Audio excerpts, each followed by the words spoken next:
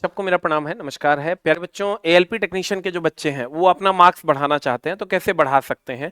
उस पर हम एक कंप्लीट एनालिसिस आपके लिए लेकर आए हैं। सीधी बात कि क्या-क्या आप करिएगा तो आपके मार्क्स बढ़ जाएँगे। तो हम आते हैं सीधा मुद्दा पर कि आप क्या-क्या करिएगा तो आप मार्क्स आपका बढ़ जाएगा। सबसे पहली बात, टेस्ट देने के बाद आपको क्या पता चलता है? जब आप टेस्ट देने जाते हैं, तो आप क्या-क्या करके आते हैं, वो देखिए। पहले तो आप जो क्वेश्चन आपका राइट होता है, या तो आता है इसलिए राइट होता है, या नहीं तो आप तुक्का लगा देते हैं इसलिए राइट होता है। दो बातें हो सकती है। अगर आपका क्वेश्चन राइट होता है तो दो बातें होगी, या तो आता है इसलिए राइट हो गया, या तुक्का लगाते हैं इसलिए राइट हो गया। तो अगर तुक्का लगा रहे हैं तो वहां से बच जाइए आप, क्योंकि तुक्का लगाने में जितना का फायदा नहीं होगा, उससे ज्यादा का नुकसान हो जाएगा आपको। अगर जिस क्वेश्चन पे आप 80% श्योर हैं वो क्वेश्चन बनाइए। जिस क्वेश्चन पे आप 80% से कम श्योर हैं उस क्वेश्चन को आप छोड़ दीजिए, क्योंकि 1/3 निगेटिव है। तो सबसे पहले आप ये तुक्का लगा के जो सही करते हैं ना, उससे बच जाइए, क्योंकि जितना इससे फायदा नहीं होता उससे ज्यादा का नुकसान हो जाता है। हाँ, अगर आप 80% श्योर हैं तो आप 20% पे रिस्क ले सकते हैं, लेकिन अगर उससे कम श्योर है तो आप रिस्क एकदम नहीं लीजिए। दूसरी बात, रॉन्ग रॉन्ग एक तो राइट आता है, तो जो आता है वो बनाइए, कोई दिक्कत नहीं। ये जो तुक्का लगाने वाला मामला है ना, इससे फायदा से ज्यादा नुकसान हो जाएगा, तो ये एकदम नहीं कीजिए आप। हाँ, 80% तक श्योर हैं तब आप मार सकते हैं। दूसरा, रॉन्ग में क्या होता है, या तो एकदम सिली मिस्टेक के कारण रॉन्ग होता है, या कॉन्सेप्चुअली आप रॉन्ग है। अगर सिली मिस्टेक के कारण रॉन्ग होता है तो थोड़ा बहुत रिवीजन कर लीजिए आप। सिली मिस्टेक के कारण अगर रॉन्ग होता है तो रिवीजन कर लीजिए आप। रिवीजन करके आप उसको बना लीजिए, कहीं कोई समस्या नहीं है, बन जाएगा। लेकिन अगर आप कॉन्सेप्चुअल एरर है आपका, तो कॉन्सेप्चुअल एरर को कंप्लीट ठीक करना होगा, और नहीं तो ऐसे क्वेश्चंस को नहीं बनाना है। अगर कॉन्सेप्चुअल एरर आपको लगता है तो हर एग्जाम 60 to 70% में हो जाता है, तो आप ये मान लीजिए कि ये जो मेरा 30% है, हम इसको 30% में, ये जो कॉन्सेप्चुअल एरर अगर मेरे पास है तो उसको हम छोड़ दें, उसमें तुक्का ना लगाएं। तीसरा, अगर आप स्किप करते हैं, स्किप आप किस टाइप के क्वेश्चंस को करते हैं? या तो न्यू टाइप, या आता था लेकिन समझ नहीं पाए। ये दो टाइप के क्वेश्चंस को करते हैं।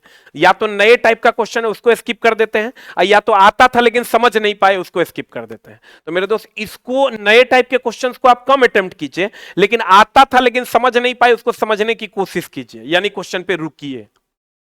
देखिए, कहां कहां आपको खुद को रोकना है, वहां वहां आप खुद को रोक लीजिए, आपका नंबर अपने आप टेस्ट में बढ़ जाएगा। जैसे आप तुक्का लगा रहे हैं, इसको बंद कीजिए, इससे फायदा से ज्यादा नुकसान है। कॉन्सेप्चुअल एरर है, इसको मत बनाइए, फायदा से ज्यादा नुकसान है।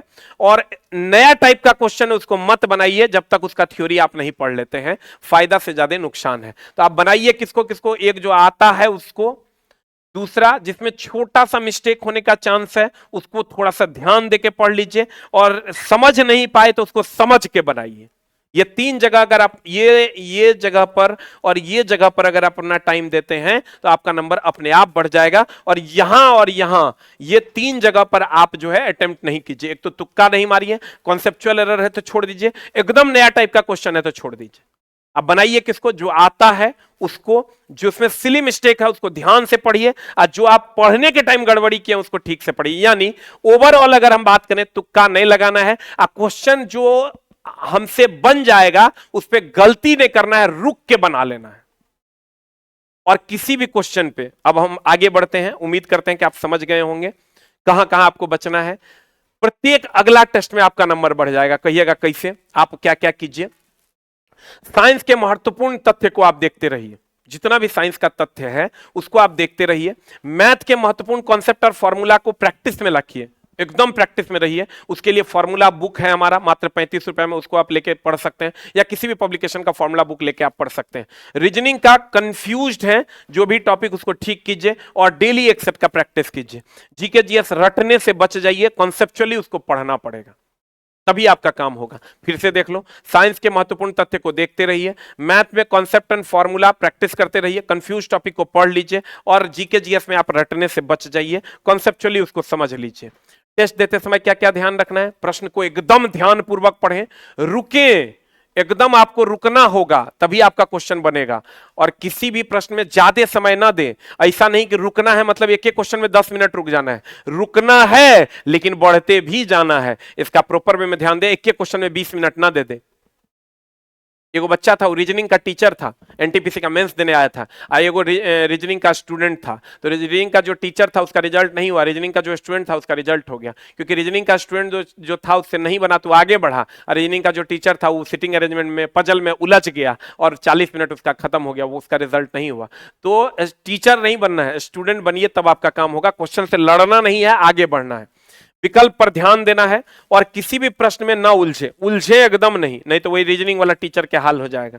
और आसान प्रश्न गलत ना हो, इससे आपको बचना है। दूसरा, प्रत्येक टेस्ट देने के बाद आपको क्या करना है, ये टेस्ट देते समय आपको क्या करना है, टेस्ट देते समय ध्यानपूर्वक पढ़ें, प्रश्न को में ज्यादा समय ना दें, विकल्प को पर ध्यान दें, सभी प्रश्न में उलझे नहीं, आसान प्रश्न को गलत होने से रोकें, अर्थात क्वेश्चन पे रुकें लेकिन उतना ही रुकें जितना समय उचित है।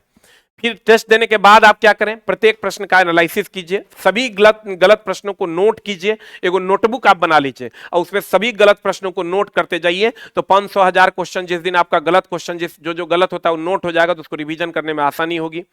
वीक एरिया का रिवीजन कीजिए, जहां जहां आपको लगता है ये मेरा एरिया वीक है उसको रिवाइज कीजिए। कुछ ऐसा सवाल तो नहीं था जिसे कर सकते थे या नहीं कर पाए, अर्थात रुक नहीं पाए, उस पर एकदम ध्यान देना है कि कौन सा टॉपिक पे हम रुक जाते तो मेरा बन जाता, उस टॉपिक पे रुकना है। सिली मिस्टेक को एकदम कम करना है, और ये कम तब होगा जब क्वेश्चन को आप प्रॉपर समय दीजिएगा। क्वेश्चन के सॉल्यूशन पर वर्क कैसे करना है, अगर कोई क्वेश्चन आपके सामने आया और आप बना भी लिए, तो सोचिए, अगर आपने क्वेश्चन को बना लिया, मान लीजिए क्वेश्चन आपसे बन गया, फिर भी आप सोचिए, क्या सोचिए, ये दो बातें आप सोचिए, ये दोनों बातें सोचिए, क्या किसी क्वेश्चन को बनाने का और मेथड हो सकता है? क्या हमने 2 मिनट के जगह 4 मिनट दे दिया? क्या इसका और कोई मेथड हम ढूंढ सकते हैं? तो वो ढूंढने की कोशिश कीजिए। दूसरा, क्या इससे भी कम समय में इसे बनाया जा सकता है? इस पर आप प्रॉपर वर्कआउट कीजिए। क्या इसे, ये कब, जब क्वेश्चन के सॉल्यूशन पर वर्क कीजिए, कि जब हम बना रहे थे दिमाग में सोचिए टेस्ट देने के बाद, क्या हमको प्रॉफिट एंड लॉस के सवाल में बहुत ज्यादा वहां समय लग गया था, क्या इसका हम शॉर्ट मेथड खोज सकते हैं? शॉर्ट मेथड खोजिए, उस पर वर्कआउट कीजिए, और तब देखिए आपका समय एकदम कम लगेगा। और मेरे दोस्त, जो भी बच्चे हमारे यहाँ टेस्ट देना चाहते हैं, ऑनलाइन ऑफलाइन दोनों हमारे यहाँ टेस्ट अवेलेबल है। ऑनलाइन में हमारा टेस्ट आपको बिग बूस्टर ऐप पर मिलेगा, बिग बूस्टर ऐप पर मिलेगा, बिग बूस्टर ऐप पर मिलेगा। और अगर आप क्लास से जुड़ना चाहते हैं, रेलवे की क्लास से, एएलपी टेक्नीशियन की अभी क्लास आई हुई है, सिर्फ टेक्नीशियन की क्लास आई हुई है, तो आप हमारा चैनल आस ऑफिशियल ले सकते हैं, और आस ऑफिशियल पे आपको बुक वाले सेक्शन में सारा बुक भी अवेलेबल मिल जाएगा, और बुक पर स्पेशल हम वीडियो बनाए हुए हैं, आप उसको भी देख सकते हैं। तो कोशिश कीजिए चला जी, खूब मन लगा के पढ़ने का, और जो जो हम बताए हैं, सिली मिस्टेक नहीं करना है, क्वेश्चन पे रुकना है, कॉन्सेप्चुअल एरर को एकदम नहीं बनाना है, और जहां पर आपको लगता है कि यहां पर कॉन्सेप्चुअल एरर है, उस क्वेश्चन को एकदम नहीं छूइए, नया टाइप का क्वेश्चन को छोड़ दीजिए, हड़बड़ा के नहीं भागिए, क्वेश्चन पे कम से कम 40 सेकंड का टाइम देवे कीजिए। तो ये सब चीजों का ध्यान, जहां ज्यादा समय लगता है उस समय को बचाइए, तब जाके आपका काम होगा, और तभी आप अपने टेस्ट के नंबर को आगे बढ़ा पाइएगा। उम्मीद करते हैं कि आप इस वीडियो को फिर से दोबारा देख के चीजों को समझने की कोशिश कीजिएगा। Thank you very much, love you all, नमस्कार।